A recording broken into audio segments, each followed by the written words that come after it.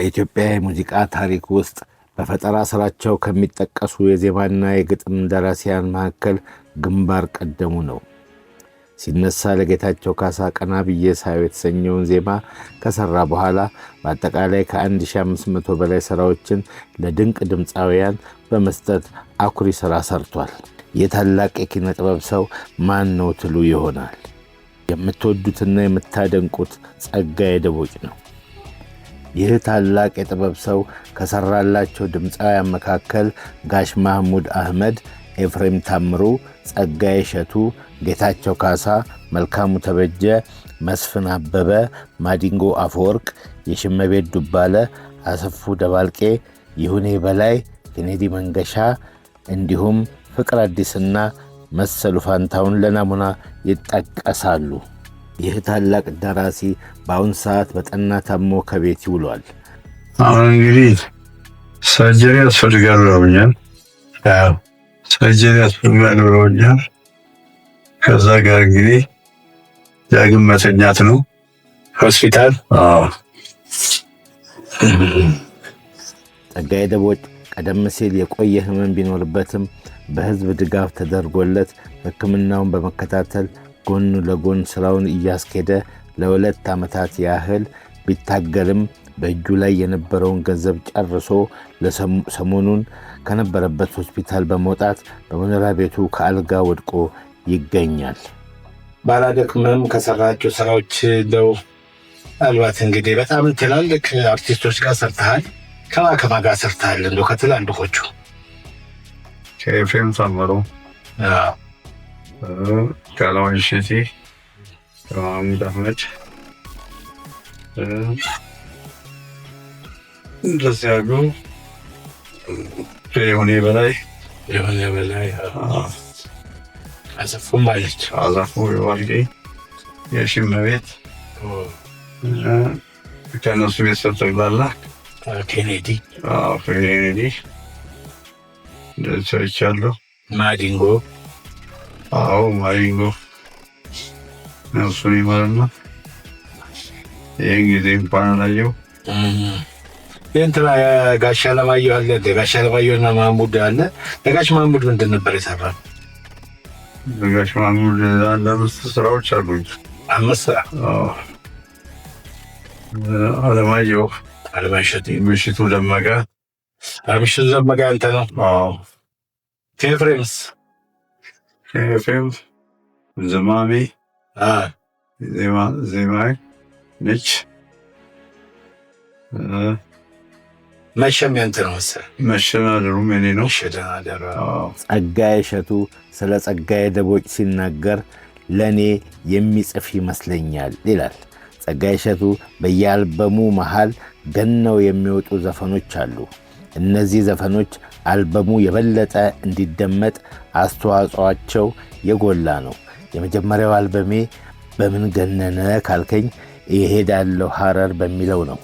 እናም ይላል ጸግሽ፣ ያንን ሐሳብ ጸጋዬ ደቦጭ ሐረር ድረስ ሄዶ ማሽላ ጠባቂዋን አይቶ አብሮ ኖሮ የመጣ ነው የሚመስለው እና ጸጋዬ በግጥም ይመራመራል፣ በግጥም ይፈላሰፋል በማለት አሞካሽቶታል። ረጅም ዘመናት አብሮት የሠራው የዜማው ሊቅ አበበ ብርሃኔ ደግሞ እንዲህ ሲል ይገልጸዋል። ብዙ ጊዜ ገጣሚያን የዜመኛውን ሐሳብ ባለመረዳት የተለያየ አድርገው ይጽፉትና ሐሳቡ እየተፋለሰ ብዙ ጣዕም አይኖረውም። ጸጋዬ ግን ወዲያውኑ ተረድቶ ወዲያውኑ ሲጽፍ ያስደምምሃል በማለት ነበር የሚያሞካሽ። በነገራችን ላይ የፍቅር አዲስን ዝም ላለሁ የተሰኘውን ግጥም የሠራው በአበበ ብርሃኔ ላይ ተነስቶ ነው። አቤ ዝምታ ያበዛል። በዚህ በአቤ ዝምታ ላይ ተነስቶ ዝም ላለሁን ይጽፋል። ይህም የፍቅር አዲስ ዘፈን የዛን ጊዜ ፍቅር አዲስና አበበ ብርሃኔ በጋብቻ አልነበሩም፣ ጭራሽም መተዋወቃቸውን እንጃ። እናም ይህ በዚህ እንዳለ ግጥሙን አንስቶ ለፍቅር አዲስ ይሰጣል። ፍቅር አዲስም ዘፈነችው። እንደገናም ከ2 ዓመታት በኋላ ፍቅር አዲስና አበበ ተጣምረው የግጥሙ ሐሳብ የእውነት ሆኖ አረፈው። ጸጋዬ ደቦጭ ይህን ሁሉ ታምር ሰርቶ ተጠቃሚነቱ ግን በጣም ያነሰ ነበር። በእርግጥ በሰዓቱ ተከፍሎታል። በቂ ነው፣ በቂ አይደለም፣ በሰዓቱ የነበረ ስምምነት ይወስነዋል። በእኛ ሀገር ግን የሙዚቃ ስራ የማይመስላቸው አካላቶች ብዙ ናቸው። አሁን እኔ በቀጥታ ወደ እንትን ልግባ። አሁን አንተ ምንድን ነው እንግዲህ ለኢትዮጵያ ሕዝብ ነው ያገለገልከው። በዚህ ሀገር ላይ ታላላቅ ስራዎችን ያበረከትክ ሰው ነህ። አሁን እንደዚህ አሞህ አልጋ ይዘሃል፣ ወድቀሃል። እንደተነገረኝ አንተም በስልክ እንደነገርከኝ እጅ ላይ ያለውን ነገር በሙሉ ጨርሰሃል በሕክምና። አሁን ምንድን ነው የምትጠይቀው የኢትዮጵያን ሕዝብ? የኢትዮጵያን ሕዝብ እንግዲህ ያው የጊዜውና የኑሮ ጉዳይ አቅም አልሰጠንም። ስለዚህ እርዳታ ቢያደርግልኝ ብዬ ነው የምጠይቀው። ያግዘኝ። ሕክምና ውድ ነው። ያንን ብዬ ነው የምጠይቀው። አይዞህ። ኢትዮጵያ ሕዝብ እንግዲህ ደግ ነው። ሁልጊዜ ወገን በተቸገረ ቁጥር የኢትዮጵያ ሕዝብ ከማሳከምና ከማገዝ ወደኋላ አይልም። አሁንም እኛ የምናስተላልፈው መልእክት ለኢትዮጵያውያንና ለኤርትራውያን ጸጋዬ ደቦጭ እጅግ በጣም ታሟል። ይሁን እንደምታዩት ብዙ ድጋፍ ያስፈልገዋል። ስለዚህ ኤርትራውያንና ኢትዮጵያውያን አሁንም በድጋሚ ጸጋዬን አግዙ፣ ከአልጋ እናስነሳው። የጀመራቸው ስራዎች አሉ፣ ዘፋኞች የጀመሩት ስራዎች አሉ፣ ታላላቅ ስራዎች። እነሱን የሚጨርስ ለልጆቹ ለቤቱ ቀና ደፋ እንዲል እንደተለመደው እንድታግዙት ስል ጠይቃለሁኝ። በተረፈ ጸጋዬ ከዚህ አልጋ ላይ ተነስቶ ደግሞ እንደገና የሚያመሰግንበት ስራዎቹንም መልሶ ወደ እናንተ የሚያደርስበትና አዳዲስ ስራዎችን የሚፈጥርበት ጊዜ ቅርብ ይሆናል ብዬ አምናለሁ። በዚህም ምክንያት አያሌ ጥበበኞች ተጎድተዋል፣ ሳይካሱም በሞት ተለይተውናል። በዚህ ሰዓት ጸጋዬ ደቦጭ በህመም እየተሰቃየ በአልጋ ላይ ሆኖ ድረሱልኝ በማለት ይማጸናል። ላለፉት 1 ዓመት ከ8 ወር በሕክምና ወጪ ኪሱ ባዶ ሆነና ጥሪውን ለኢትዮጵያውያን ለኤርትራውያን ወገኖች ያቀርባል። በቃ አሳክሙኝ፣ ካልጋ ተነስቼ ወደ ስራዬ እንድመለስ የእናንተ እገዛ ያስፈልገኛል በማለት የገንዘብ ድጋፍ እንዲደረግለት ይማጸናል። ይህን መልእክት ለማስተላለፍ ወዲያ ወዲህ በምልበት መሃል ተወዳጁ ድምፃዊ ጸጋዬ እሸቱ ደውሎልኝ ነበር። ያለውንም ሁኔታ ሳስረዳው በሥራ ከአዲስ አበባ ውጭ በመሆኔ እስክመጣ ድረስ በማለት የገንዘብ ድጋፍ አድርጎለታል። ጸግሽን እናመሰግናለን። ከቤተሰቡም መሃል ታናሽ ወንድሙም መልእክቱን አስተላልፏል። እሺ ተመልካቾቻችን፣ አሁን ደግሞ ያለሁት ከጸጋዬ ደቦጭ ታናሽ ወንድም እሱ ጋር ነኝ ያለሁና ማን ልበል እስኪ? ስሜ ወንድማገኝ ይባላል። ታናሽ ወንድም ነኝ። በሰልሽ ዙሪያ ያለፉት ጊዜያቶች በዚህ በህመም ዙሪያ ብዙ ነገር ያሳልፈናል።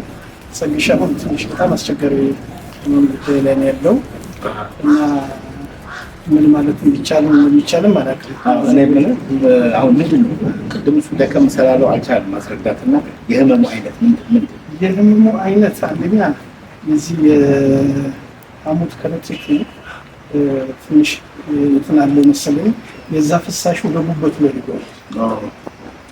ያንን ሁኔታ ከዛ በተረፈ ደግሞ በዚህ በቱቦ ውስጥ እጢ አለ።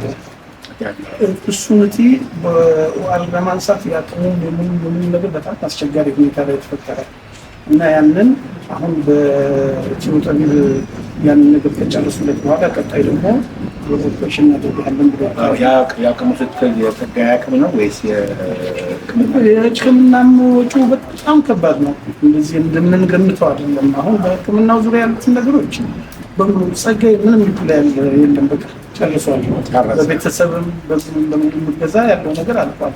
ፕላስ ደግሞ ቤተሰብ ውስጥ ያለው ሁኔታ አቻዳን ሁኔታ ቃለ በባለቤቱ ዙሪያ እሱም ዙሪያ ከፍተኛ እንትን ስለተፈጠረ አሁን በሕክምና ዙሪያ ያለው ጉዳይ በሙሉ አዛብቷል።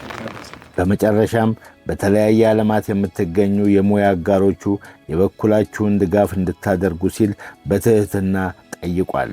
በድጋሚ አመሰግናለሁ።